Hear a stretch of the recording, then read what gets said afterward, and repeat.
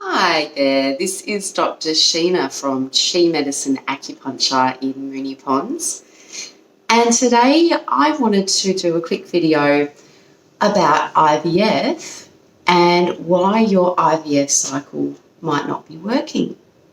I wanted to explore some of the factors that might be contributing to that and what you can do about them. So IVF is a huge part of fertility in Australia nowadays in 2019. And according to an article by the Sydney Morning Herald done in 2018 on IVF, more than around 1 in 25 births in Australia these days is an IVF birth. And that's huge. Also, 13,500 births in the 2016-2017 period were successful IVF babies. That's a lot of IVF babies, which is wonderful. We love babies. But one of the factors that they also mentioned was that 18% of all IVF rounds or IVF attempts were only 18% were successful. So that leaves a really huge number that were unsuccessful. So 82% of those cycles were unsuccessful. So that's really big, and considering how it is an investment doing IVF and something that's not entered into lightly. So my hope today is that I can give you a little bit more information or get you thinking about what else you can do to help boost those chances of success. So one of the first, the initial reasons why IVF might not be working for you is sperm. So sperm is a really big factor, one that I see a lot in our practice. So typically and it's usually a woman will come to see us for help with IVF, and I love the fact that you gals, you do all your research, you're organised, usually you come in with a clipboard or a folder about everything that's been going on, all of your tests, all of your blood tests, you're really on top of it, and you've had all the investigations, and you've heard Chinese medicine can help, and so you come and see us and it's great. And I don't, sometimes I'm like, I can't, there's not much more we can do for you. I mean, we can certainly support you with Chinese medicine and take it to the next level, but you've done so much already, which is great.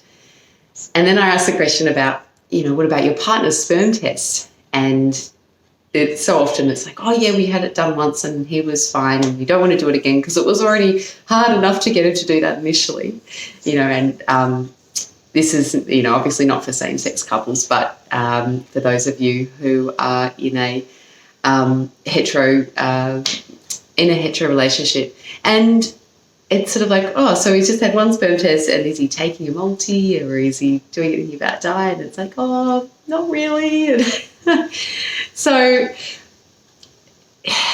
considering that women do so much to help with their fertility or help with their IVF cycles, and there is actually, unfortunately for guys, a really big stigma associated with, questioning the quality of their sperm and their manhood. And it's sort of like these things are so linked in so many guys' heads, and it's sort of like if you even start to sort of question that, oh, maybe your sperm's not as good as it could be, it just can create so many problems for relationships, and it can really affect guys, and they really feel it in their heart. And my personal opinion about that is that it's sort of, that's how they're, in the past they've been led to feel that,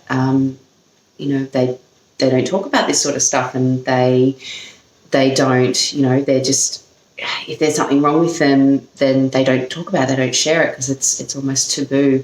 So part of what we like to do is help lift that taboo and educate you guys so you can start to make changes and improve sperm. Because, look, sperm's 50% of the picture, and in around 50%, according to a lot of research, and around 50% of failed IVF cycles is due to sperm problems. And fertility in general is 50%, problems when the fertility isn't successful, when an attempt to have a baby isn't successful, it's sperm. And also, you've got 50% genetic material from mum and 50% genetic material from dad. And if the genetic material from both sides isn't as good as it could be, it's just not going to make a blastocyst, it's not going to make a baby. So it's time to really start having that conversation with guys, helping them understand that their sperm parameters and their manliness are two completely separate issues, and that it's okay to not have good sperm and to actually own that and to actively do something to help change that. We can do a lot to help you and your partner, or however you're going through IVF, if you're on your own or if you're using donor sperm, whatever. But we can do a lot to help you understand those sperm parameters. We have a free ebook, a free guide on our website, www.qimedicine.com.au, which is all about sperm health, about our optimum parameters, about what it really should be, to give you the best possible chances, and a lot about what you can do to help improve that. So head to Chi Medicine, our fertility section, fertility page, and you can download that for free, which is really good learning. And there is so much that can be done that can really impact sperm parameters: diet, lifestyle, nutrition, mindset. It's a lot. So talking about those factors with a health professional such as myself or any of the doctors at Chi Medicine Acupuncture who really want to help you will go a long way. So sperm is the biggest and first one that I wanted to address because it is huge. Following that, probably the second biggest issue would have to do with DNA issues, because DNA is, you've got half the DNA is from mum, half the DNA is from dad, or whoever's, donating that sperm. And if there's issues with the DNA, then, the blastocyst will not make it. It's just nature's way of, making sure that something that isn't going to work just doesn't get to that stage. So DNAs are obviously hard to control, but there's lots of environmental, nutrition factors you can do to help protect your DNA. Once again, we talk a lot about that with in our consultations with acupuncture and Chinese medicine.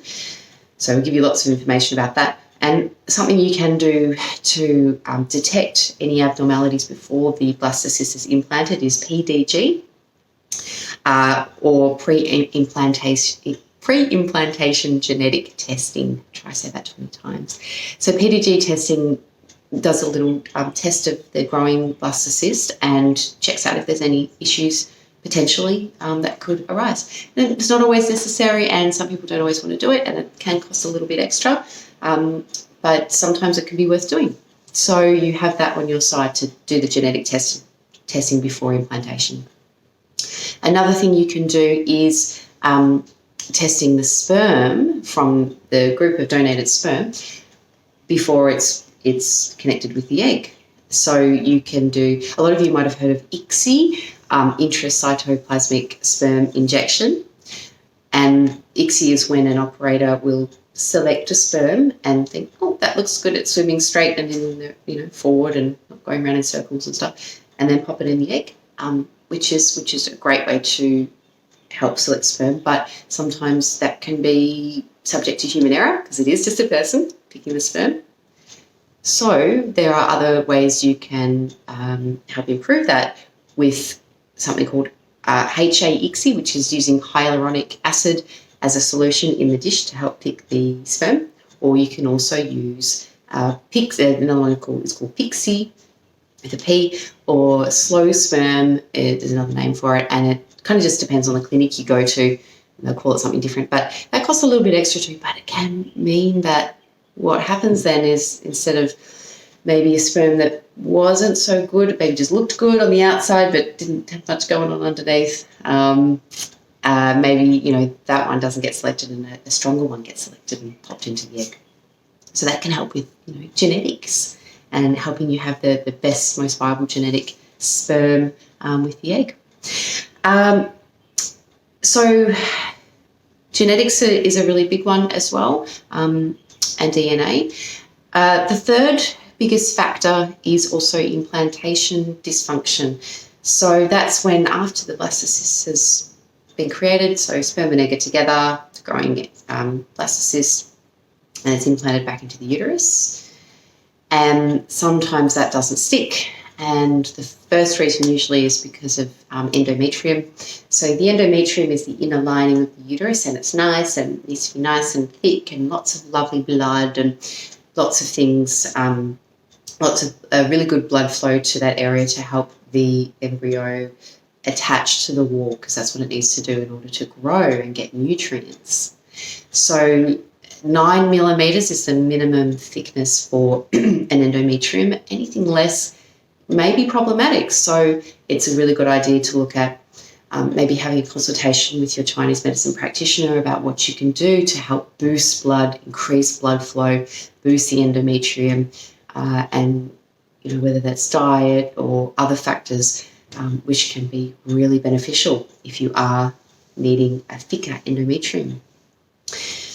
Other factors which you may have going on is that you might have some scarring, maybe from a previous marina, or some polyps, or a funny shaped uterus. Some women have a heart-shaped uterus, or different shapes and sizes. Everyone's different, and that might be a factor as well. So sometimes you can do things about that with Western medicine. It's always worth getting investigations done to check these things out as well. We're a really big fan of, looking at everything and making sure there's nothing in the way. Your fallopian tubes, making sure we, give those a good flush out with your gynecologist.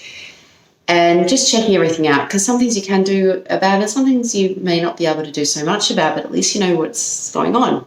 So you're not just thinking, it's just me, and your mind trails off onto interesting parts and worries which are just unnecessary. So, so a few things to think about in terms of implantation dysfunction. The fourth biggest factor is lifestyle. And that's probably the one that people think about the most. But things like, yes, the stress affects fertility, and diet, and nutrition, and how you live your life, what kind of activities you undertake. And so all of these things are really individual, and it's really worth discussing them with a health practitioner. Sometimes you might find that your IVF clinic has great doctors and they give you lots of time and want to talk about it. And sometimes you find that maybe not so much, and you maybe just left Dr. Googling to try and figure these things out on your own. So that's particularly when we come in, and that's what we do at G Medicine Acupuncture. One of our passions is sitting down with you, giving you a lot of time to talk about your specific circumstance, discuss what's going on in your history, what you want, and how the factors that what's going on in your life right now, how that's going to be impacting, and what we can do to actually help support you and even support your chances of that IVF cycle being successful. So it's about education, understanding, clearing out any fears and worries, because, my gosh, they are rife when you go through IVF. There's, I don't think I've ever met a couple that's not worried about something, and that's almost unnecessary stress on their system. And so, look, helping yourself by being supported and getting educated is really, really important. And also, acupuncture is great at reducing stress and pain. At the very least, help you sleep, help you relax through the cycle. So that's my sort of top 4 things that I find that 4 reasons why, your IVF cycle might not be successful, or your fertility might not be heading in the right direction. And there are obviously tons more factors I haven't even talked about here.